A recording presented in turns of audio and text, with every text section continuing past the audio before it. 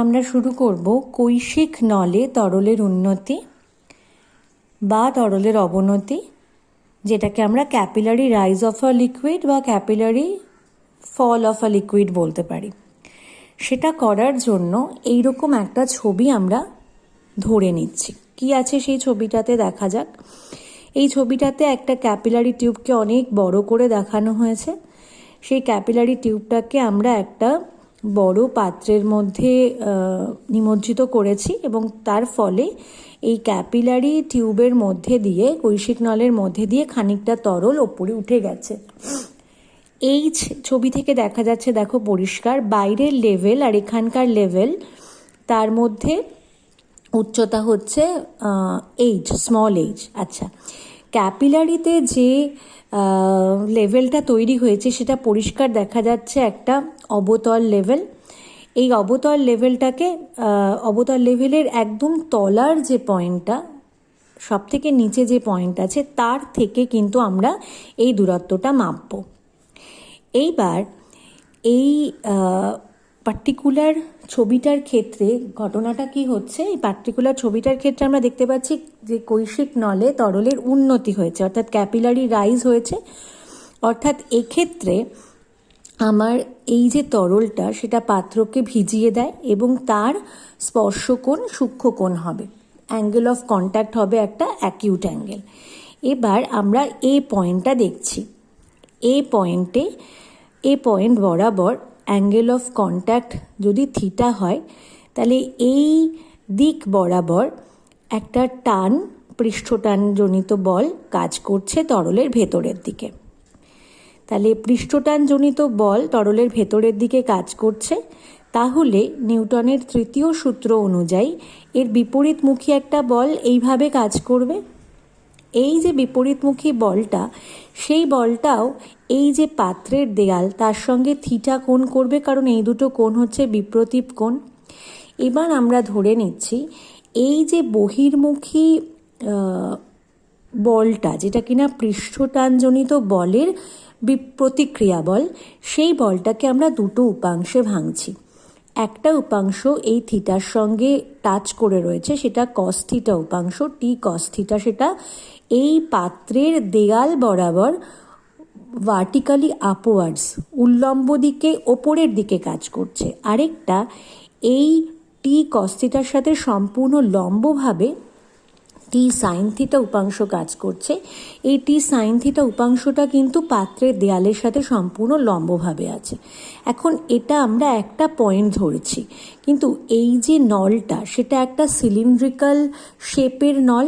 তাহলে সেই নলটার পুরো গা জুড়ে আমার এরকম পয়েন্ট অফ কন্ট্যাক্ট এর মতন অনেকগুলো থাকবে, যেমন এদিকে আবার বি দেখানো হয়েছে, কিন্তু এ আর বির মধ্যবর্তী অঞ্চলের সমস্ত পাত্রের দেয়ালটা জুড়ে এরকম আমরা অজস্র কন্ট্যাক্ট পাবো, পয়েন্ট অফ কন্ট্যাক্ট পাবো, যেখানে ঠিক এইভাবে বলগুলো কাজ করবে।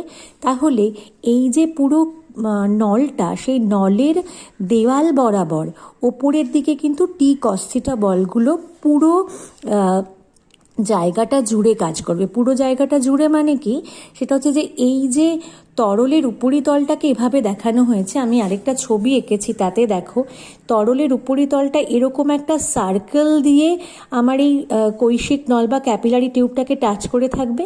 তাহলে এই সার্কেলের প্রত্যেকটা বিন্দুতে কিন্তু ঠিক এই রকম বল, তার ফলে টি কস থিটা এবং টি সাইন থিটা কাজ করবে। তার মানে এটা যদি আমার, এই পেনটা যদি আমার ক্যাপিলারি টিউবটা হয়, তাহলে এই পেন বরাবর ওপরের দিকে, পেনের গা বেয়ে ওপরের দিকে টি কস থিটা বলগুলো কাজ করবে পুরো পেনটাকে ঘিরে, এবং পেন থেকে লম্ব দিকে, এরমভাবে লম্ব দিকে টি সাইন থিটা বলটা কাজ করবে। এখন এই যে টি সাইন থিটা বল, তার ক্ষেত্রে দেখো ঠিক এ পয়েন্টে টি সাইন থিটার জন্য এর ঠিক অপোজিট পয়েন্ট বিতে আরেকটা টি সাইন থিটা রয়েছে, যারা পরস্পরের সমান এবং বিপরীতমুখী। তাহলে টি সাইন থিটা, এই টি সাইন থিটা এই টি সাইন থিটাকে ক্যান্সেল করে দিচ্ছে। এরকমভাবে পুরো যে বৃত্ত বরাবর তরলটা এই কৈশিক নলকে ছুঁয়ে রয়েছে তার প্রতিটা পয়েন্টের টি সাইন থিটার জন্য অপোজিট দিকে আরেকটা টি সাইন থিটা থাকবে যেটা সমান এবং বিপরীতমুখী। এইভাবে সবকটা টি সাইন থিটা বল ক্যান্সেল হয়ে যাবে। তাহলে টি সাইন থিটার আর নিয়ে আমাদের ভাবতে হচ্ছে না, কারণ টি সাইন থিটাগুলো পরস্পরকে ক্যান্সেল করে দিচ্ছে। রয়ে যাচ্ছে শুধু উপরের দিকে টি কস থিটা বল। এই টি কস থিটা বলটা কিভাবে ম্যানেজ হবে? এই টি কস থিটা বলটা কি করবে? ওপরের দিকে এই তরলটাকে টানবে। এই টানের ফলে মানে এই যে একটা উপরের দিকে বল কাজ করছে তার জন্যই কিন্তু তরলটা কৈশিক নলবে ওপরের দিকে উঠবে। এবং কতক্ষণ অবধি উঠবে?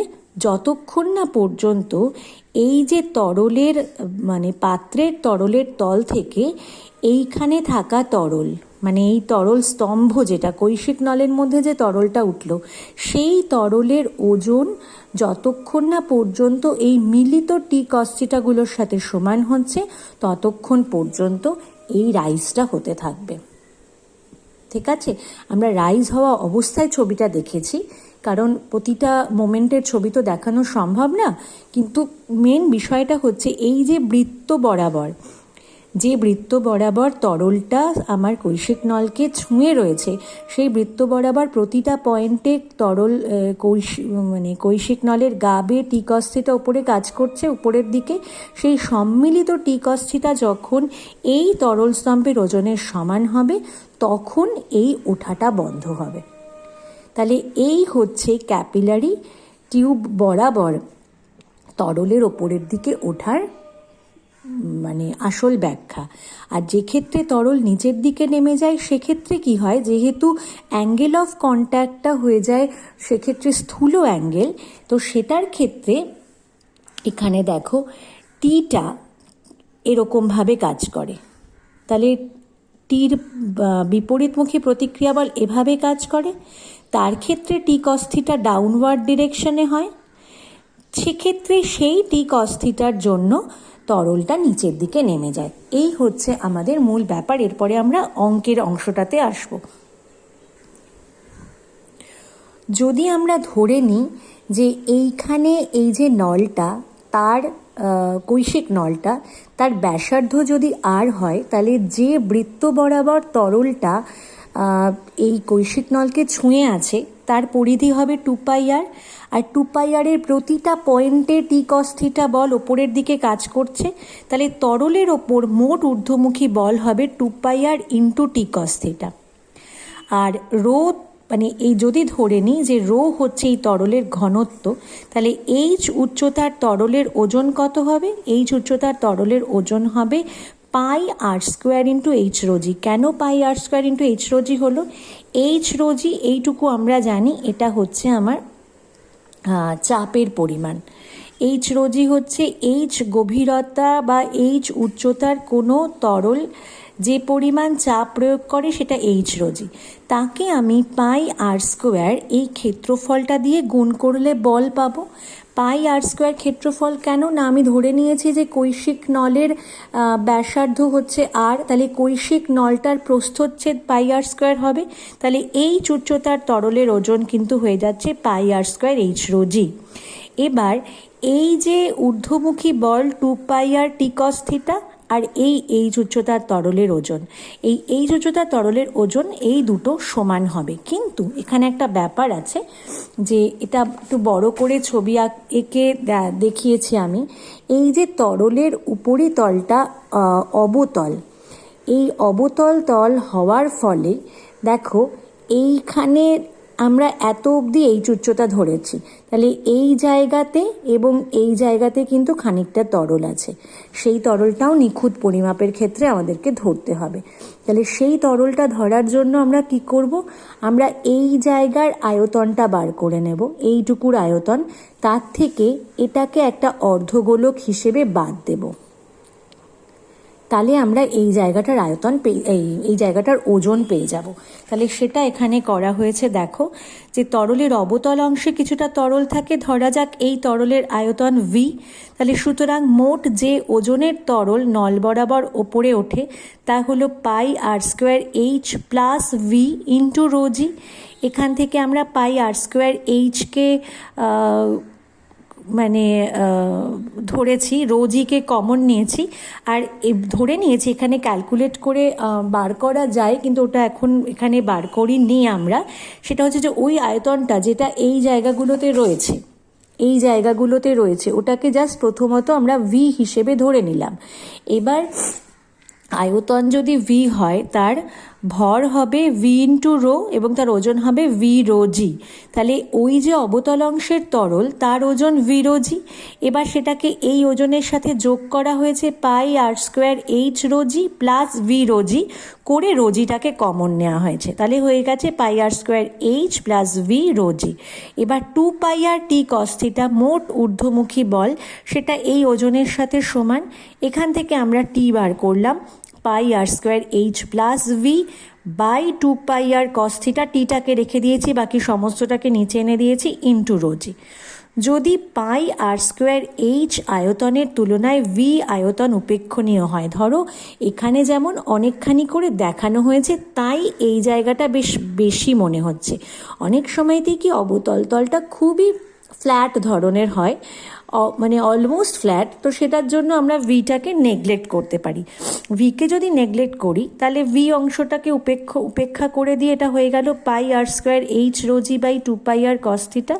এখান থেকে পাচ্ছি আর এইচ রোজি, পাই পাই কেটে গেল, একটা আরও কেটে গেল, তাহলে r h rho g by 2 cos theta. সেখান থেকে কিন্তু আমরা এইচের ভ্যালুও বার করতে পারি যদি টি জানা থাকে যে কতটা ক্যাপিলারি রাইজ হবে।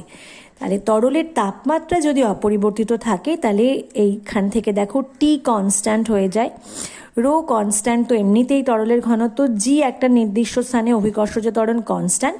সেক্ষেত্রে আমরা বলতে পারি যে এই সবকটা জিনিস কনস্ট্যান্ট হয়ে যাচ্ছে, তাহলে এইচ ইকুয়াল টু একটা ধ্রুবক বাই আর। তাহলে এইচ ইকুয়াল টু ধ্রুবক বাই আর মানে কি এইচ আর ইকুয়াল টু ধ্রুবক। তাহলে এইরকম একটা সম্পর্ক আমরা পাই যে কৈশিক নলের মধ্যে দিয়ে যে উচ্চতা পর্যন্ত তরল উঠবে আর কৈশিক নলের ব্যাসার্ধ দুটোর গুণফল হচ্ছে ধ্রুবক।